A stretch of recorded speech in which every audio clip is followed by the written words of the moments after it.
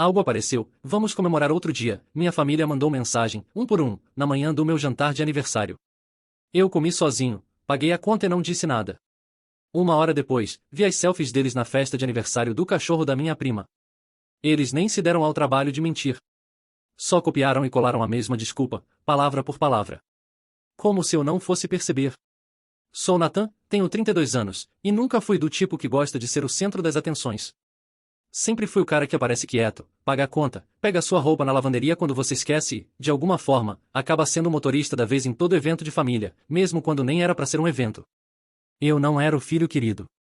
Esse papel era da minha prima Tasha, ou talvez do meu irmão Owen, ou, para ser sincero, de quem estivesse causando o maior drama naquele mês.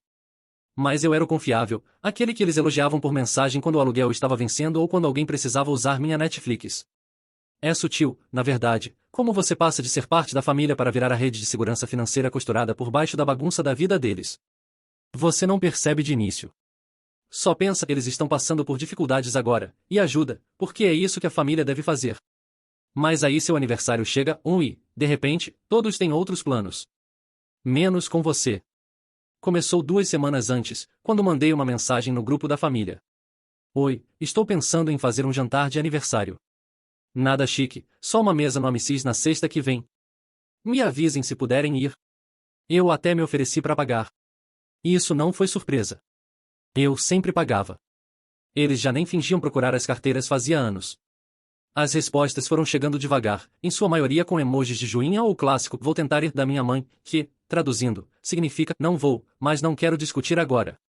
No dia do jantar, só tinha 2 confirmações e minha tia Rhonda e o marido dela, Paul. E mesmo assim, Rhonda tinha mandado mensagem na noite anterior: se o Paul Scout não aprontar, a gente se vê lá, querido. Eu devia ter previsto.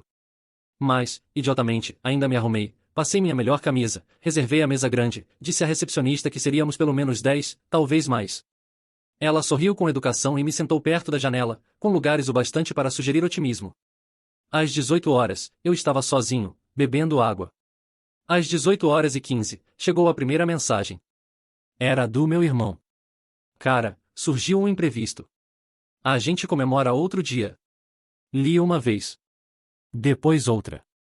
Tinha algo estranhamente impessoal. Sem explicação, sem pedido de desculpas, sem esforço algum. 5 minutos depois, veio a mensagem da minha mãe. Mesmas palavras, mesma pontuação. Surgiu um imprevisto. A gente comemora outro dia, então. Meu tio. Depois minha prima. Um por um, como se combinado, fiquei olhando para o celular, vendo a corrente de indiferença se desenrolar como uma linha de montagem preguiçosa. Pedi um prato de massa que nem queria.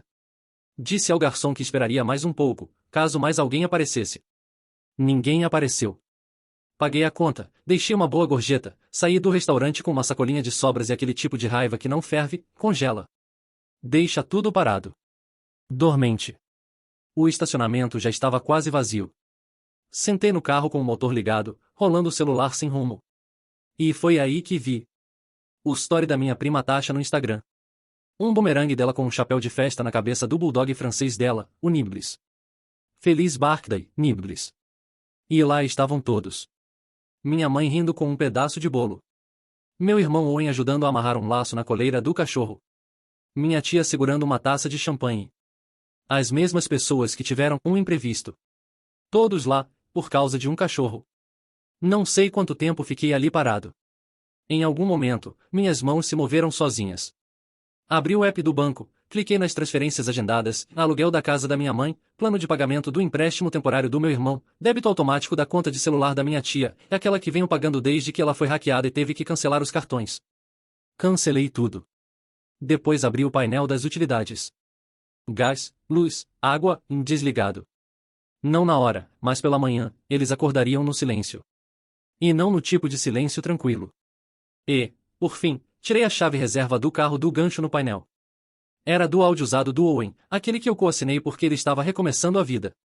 Coloquei no bolso do casaco e dirigi para casa com os faróis apagados. As ruas escuras e quietas. Não mandei mensagem. Não comentei. Não surtei, não escrevi no grupo, nem perguntei por quê. Deixei o silêncio falar por mim. Deixei eles se perguntarem. Na manhã seguinte, meu celular começou a vibrar. Minha mãe. Depois Owen. Depois Tasha. Todos ligando. Eu não atendi. O grupo explodiu com: tem algo errado com a luz? Nate, você tá acordado? O banco errou no débito automático. E então veio meu favorito pessoal, do meu irmão, e mano, o que tá acontecendo?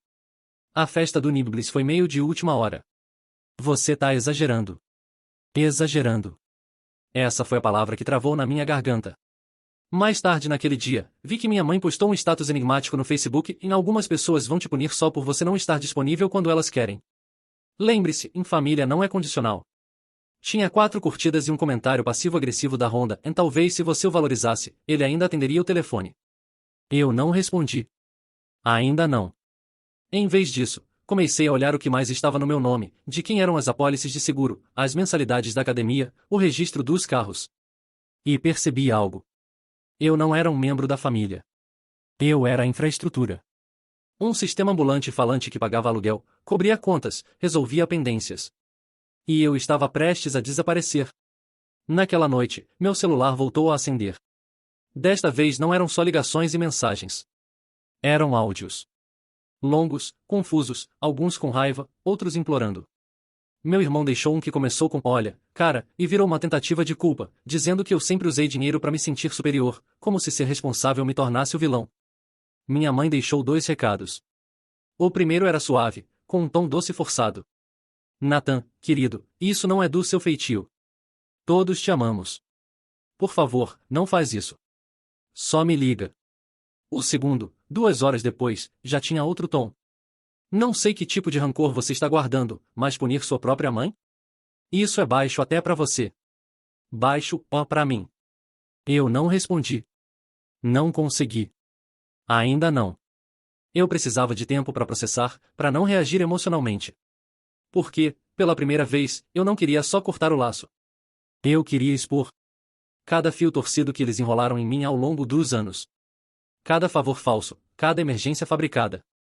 E talvez, só talvez, eu queria que eles ficassem no escuro tempo suficiente para perceber o quanto de poder eu tinha dado, e o quão pouco eles haviam merecido. Então fiz uma lista. Comecei pelas coisas simples. O plano de celular estava no meu nome. Cancelei. Nem avisei. Só entrei no sistema, cliquei em remover usuário e esperei o e-mail de confirmação chegar. Imaginei minha prima Tasha no parque com o cachorro, tentando atualizar o Instagram e perdendo o sinal. Meu tio gritando no telefone antes de perceber que não funcionava mais. Meu irmão. Ah, ele provavelmente ia culpar a operadora. Bem típico do Owen. Depois, o carro. Não tirei dele na hora. Deixei ele andar mais alguns dias, se sentir confortável. Aí, no sábado à noite, estacionei a algumas casas de distância, fui até a garagem dele e simplesmente dirigi o carro embora. A chave reserva ainda funcionava. Nem trancado estava. Deixei um bilhete colado no para-brisa do segundo carro dele, aquele que ele nunca usa porque está sem lanterna traseira. Já que eu sou só uma carteira, considere isso um corte de orçamento. Na segunda-feira, o pânico começou a vazar das mensagens privadas para o teatro público. Owen postou no Facebook. Família significa lealdade. Mas aparentemente isso só vale até você ganhar mais dinheiro que os outros e de repente se achar melhor. Ele não me marcou, claro. Covardes raramente marcam. Mas as pessoas nos comentários sabiam exatamente de quem ele estava falando. Alguns até curtiram o post. A namorada dele comentou: "Você merece coisa melhor, amor." Melhor do que o quê? Um irmão que pagou suas contas? Que bancou sua mudança para outra cidade? Que cobriu seus gastos médicos quando você não tinha plano de saúde? Eu não respondi. Em vez disso, enviei um e-mail ao proprietário. Na verdade, a proprietária da minha mãe.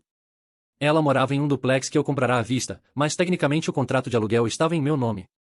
Por motivos legais, sempre foi só um acordo de confiança. Sem aluguel. Só ajuda a família, ela dizia. E por 4 anos, eu ajudei, paguei impostos, manutenção, até pintura de vez em quando. Mas agora, mandei o e-mail.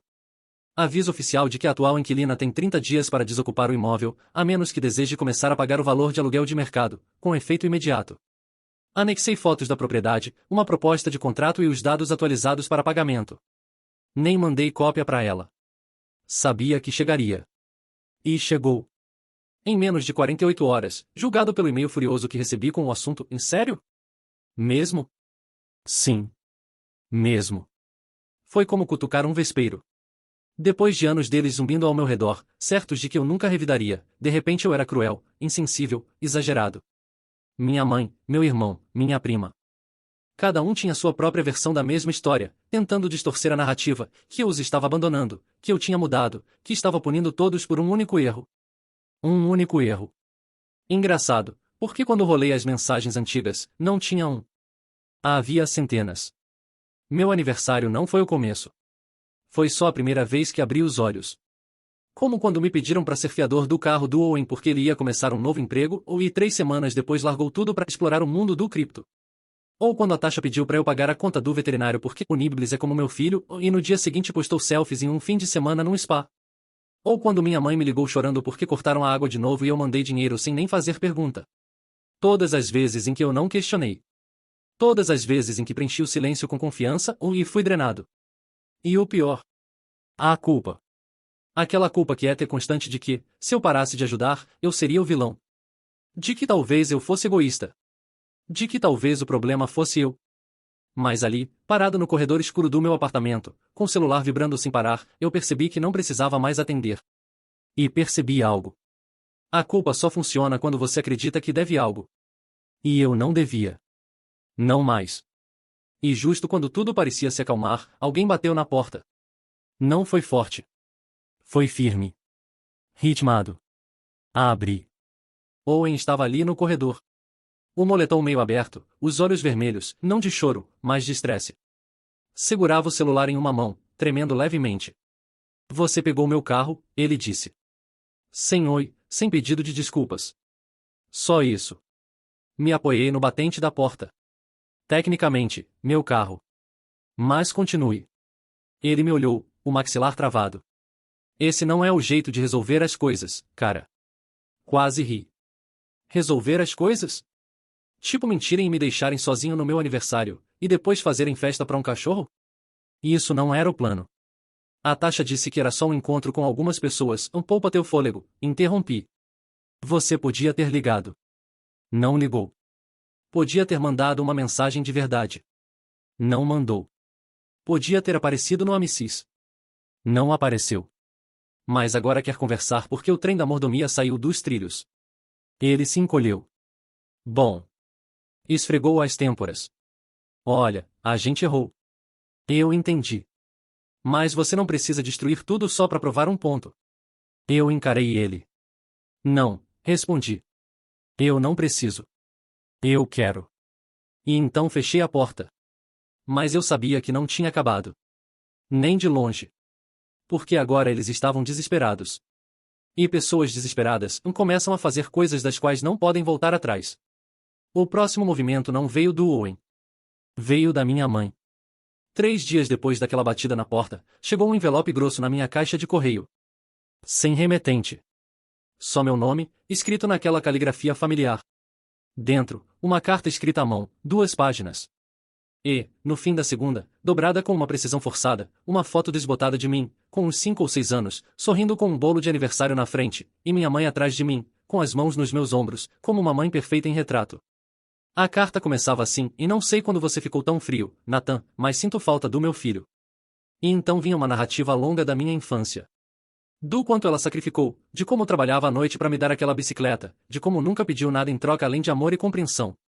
Ela escreveu sobre perder meu pai cedo demais, e como foi difícil criar filhos sozinha. E aí veio a virada, pontual como sempre. Você sempre entendeu, Nate. Era isso que te fazia especial. Você era o forte. Nunca reclamava. Sempre ajudava. Sempre ajudou. Essa parte doeu mais do que eu esperava. Porque ela tinha razão. Eu ajudava. Mas não por força, por obrigação. Por medo. Por uma crença distorcida de que, se eu não carregasse o peso deles, ninguém mais carregaria. E pior, que talvez eu não valesse nada para eles se não fizesse isso. Ela terminou a carta com: espero que encontre o caminho de volta para essa família antes que seja tarde demais. Ainda te amamos, mesmo que você tenha esquecido como nos amar de volta.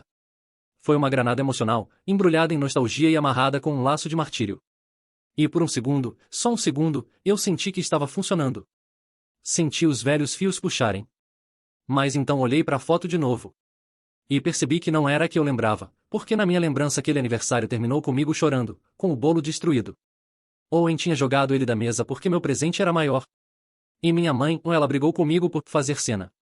Aquela foto era a única parte boa daquele dia. Um quadro isolado antes de começar o grito. Um momento agora usado como arma para me manipular. Esse foi o ponto de virada. Na manhã seguinte, coloquei a foto e a carta em uma caixa e deixei na varanda dela. Fechadas, intactas, sem bilhete, só silêncio. Devolvido à remetente. Mas esse silêncio não durou, porque na semana seguinte eles aumentaram o tom. Mandaram alguém para falar comigo. Ou melhor, me cercar de surpresa. Foi num café local que eu costumava frequentar às quintas, no horário do almoço. Eu não tinha mudado minha rotina, o que, em retrospecto, foi meu erro. Estava tomando um americano e lendo um livro quando ouvi uma voz que não ouvia há anos. Livro? Ainda fingindo que é inteligente demais pra gente, hein? Olhei para cima. Era o tio Darren. Se você já conheceu alguém que consegue misturar arrogância com aquele ar pegajoso de superioridade, como se devesse vir com aviso de risco, você conhece o tipo. Darren tinha sido cortado por metade da família por pegar dinheiro emprestado e nunca pagar. Mas de algum jeito, ele sempre voltava, pairando sobre qualquer drama como urubu em volta de ferida aberta. Puxou a cadeira à minha frente sem pedir e sentou como se fôssemos velhos amigos colocando a conversa em dia. Falei para eles não mandarem carta. Disse, Nate é homem. Fala com homem cara a cara. Mas sua mãe, ela tem um coração mole. Você sabe que aquela mulher te criou? Não respondi. Só fiquei olhando para ele, calmo, sem expressão. Ele interpretou meu silêncio como convite para continuar. Agora, não sei que birra é essa ou o que te falaram para te deixar tão bravo, mas você tá magoando quem te ama, garoto. Sua mãe tá um caco. Seu irmão tá dormindo no meu sofá. Você vai mesmo manter isso? Pisquei devagar. Essa é a parte que te mandaram dizer? Ou a chantagem emocional é um bônus? O sorriso dele murchou um pouco. Vim porque me importo, disse. Mas se continuar nesse caminho, vai acabar sozinho, Nathan. Isso não é coisa que família faz. Me inclinei para frente. Não, disse eu. É exatamente o que a minha família faz. A minha família, pelo menos, finge que silêncio é amor. Finge que obrigação é laço. Finge que culpa é moeda. Ele recuou, a boca tremendo. Eu não sou vilão aqui, murmurou. Você nunca nem fez parte da história, respondi, pegando minha xícara. Ele não saiu em silêncio. Resmungou, falou algo entre os dentes e derrubou a bandeja de creme ao sair bufando. O barista me lançou um olhar. Dei de ombros e voltei pro livro. Mas aquilo não foi o fim. Foi só o trailer. 2 dias depois recebi uma notificação do banco. Alguém tinha tentado acessar minha conta. E de novo. E de novo. Pedidos de redefinição de senha. Acesso negado. Mudei tudo, tranquei todas as contas, entrei em contato com o banco e sinalizei cada conta no meu nome. Cresci com essas pessoas. Sabia do que eram capazes quando as coisas deixavam de ser convenientes. E então veio a mensagem que confirmou tudo. Do Owen. Você acha que é melhor que a gente? Beleza. Mas lembra de quem trocou suas fraldas, de quem te alimentou. Você deve tudo a essa família. E quando a mamãe morrer, nem apareça chorando. Fiquei olhando para a tela por muito tempo.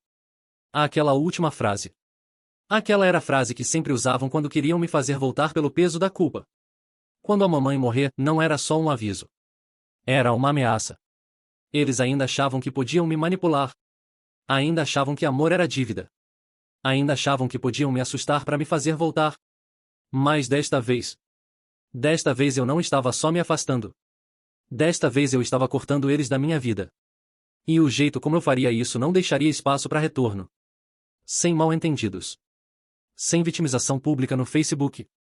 Eles estavam prestes a sentir como era a vida sem mim. Não respondi à mensagem do Owen. Nem com texto, nem com ligação, nem com uma palavra. Em vez disso, entrei no software de gestão financeira que uso no meu trabalho de consultoria.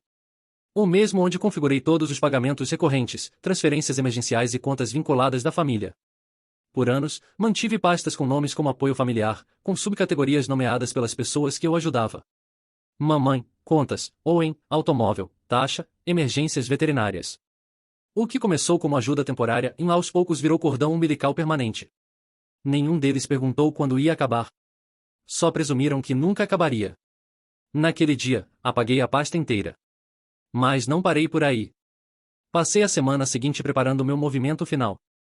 Sem vingança infantil, sem cena dramática. Algo limpo, inconfundível, definitivo. Vendi o duplex onde minha mãe morava.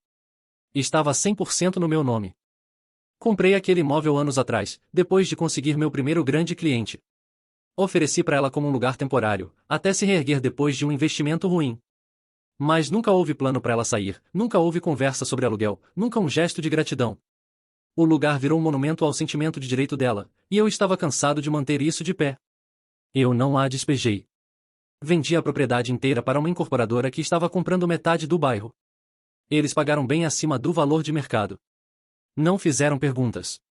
Assinei, finalizei, e deixei o processo seguir sozinho. 2 semanas depois, ela recebeu a notificação dos novos proprietários. Eu esperava uma tempestade. O que recebi foi silêncio, por 3 dias inteiros. Depois veio a mensagem de voz. Ela não gritou. Não chorou. A voz era fria, controlada. Então é isso? Vai me cortar como se eu não fosse nada? Como se eu não tivesse te criado. Você vendeu minha casa por causa de um jantar de aniversário. Ela não pediu desculpas, não mencionou as mentiras, a festa do cachorro, os anos me manipulando para bancar a vida deles enquanto a minha murchava em silêncio. Não. Para ela, eu é que tinha cometido a traição. O impensável. Eu tinha escolhido a mim mesmo. E foi isso que ela não conseguiu perdoar. Deixei aquela mensagem de voz sem resposta, como todas as outras. Mas eu ainda não tinha terminado. Entrei com a papelada para desfazer todos os laços legais que tinha com eles. Nada mais de contas com nome conjunto, nada mais de planos compartilhados. Até mudei o beneficiário do meu seguro de vida, algo em que nunca tinha pensado até perceber que ainda estava no nome do Owen como contato de emergência. Doei o carro que tinha pegado de volta dele. Não vendi, doei. Ele já tinha destruído o interior de qualquer forma. Troquei de número, novo chip, nova operadora. Dei meu novo número para 3 pessoas. Meu melhor amigo, meu chefe e meu terapeuta. E então me mudei. Não fui para longe, só o suficiente. Novo endereço, novo prédio com portão de segurança. Sem acesso sem ser autorizado. Não postei sobre isso, não avisei ninguém. Simplesmente desapareci do alcance deles. Eles não reagiram bem. Minha prima Tasha tentou postar uma série de stories no Instagram sobre membros tóxicos da família que esquecem de onde vieram, claramente sobre mim. Uma das fotos mostrava ela segurando o Nibbles chorando, com a legenda, ele não entende por que o tio Nate não ama mais ele. Quase ri. Owen foi além. Rastreou um amigo em comum e tentou mandar mensagem por ele. O amigo recusou. Disse, na lata, ele não te deve nada. Minha mãe, apesar de não se expor publicamente, voltou a mandar cartas. Uma por semana. Escritas à mão, sempre no mesmo tom. Não eram exatamente pedidos de desculpas. Pareciam mais uma simpatia ensaiada. Começava suave, e então virava manipulação emocional. Nunca quis te machucar, mas você sempre foi muito sensível. Ou, só queria que você lembrasse de tudo que fiz por você. Às vezes ela incluía fotos. Fotos antigas. Eu e Owen crianças, eu e ela na minha formatura, sempre sorrindo. Momentos congelados usados como prova de amor. Queimei a primeira carta. Joguei a segunda fora. Na quinta, parei de abrir. E então veio o silêncio. Sem cartas, sem ligações. Sem tentativas. Pela primeira vez na vida adulta, experimentei o que era respirar sem culpa apertando o peito. Voltei a frequentar a academia. Recomecei a escrever, algo que não fazia há anos. Comecei a fazer trabalho voluntário numa ONG que ajuda jovens que saem do sistema de acolhimento. Eles ficaram impressionados com a facilidade com que eu lidava com planilhas e finanças. Não contei o porquê de ser tão bom em orçamento e controle de gastos. Já não importava mais. Levaram 3 meses até que eu visse um deles em público. Owen. Ele estava parado em frente a uma galeria, falando alto no celular. Parecia mais magro, mais velho. Os sapatos estavam gastos. A energia dele era frágil. Eu estava prestes a virar quando ele me viu. Por um segundo, só me encarou. Depois veio até mim. Não rápido, nem agressivo, só cansado. Oi, disse. Não respondi. Ele olhou para baixo. Você foi mesmo embora, né? Ainda assim, fiquei em silêncio. Ele parou. E esquece. Virou-se para ir embora, depois parou e olhou por cima do ombro. Sabia que a mamãe ainda checa a caixa de correio? Esperando que algum dos envelopes tenha algo seu. Olhei para ele então, de verdade, e disse as últimas palavras que algum deles ouviria de mim, e ela já recebeu tudo o que eu tinha para dar. Ele não respondeu. Só assentiu uma vez e foi embora. E foi assim que terminou. Não houve uma grande reconciliação, nenhuma cena dramática no tribunal, nenhum pedido de desculpas que de repente tornasse tudo digno de perdão. Só eu, finalmente livre. No último aniversário que passei com eles, sentei sozinho em um restaurante, humilhado e invisível. No primeiro aniversário que passei sem eles, sentei no meu novo apartamento, pedi minha comida preferida e recebi 3 chamadas de vídeo de pessoas que realmente se importam. Sem culpa, sem encenação. Há apenas paz. E, ao fechar o laptop, percebi que o difícil não foi ir embora. Foi admitir que eu devia ter feito isso há muito, muito tempo.